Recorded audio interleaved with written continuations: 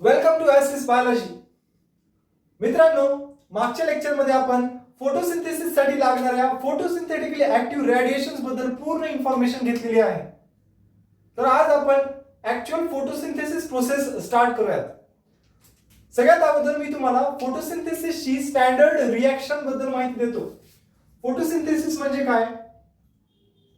एखादा plant CO2 intake करतो. Intake of CO2 occurs through the stomata of the plant body.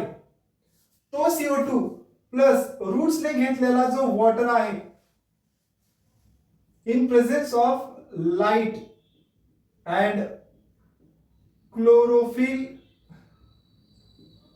Pigments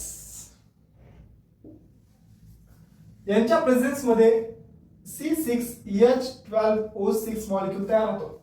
glucose molecule तिथे तयार होतो.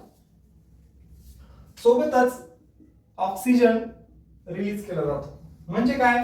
एखाद्या फोटोसिंथेसिस साठी CO2 मॉलिक्यूल खूप इम्पॉर्टंट आहे. मग CO2 कुठून मिळतोय? ऍटमॉस्फिअर मधून मिळतोय.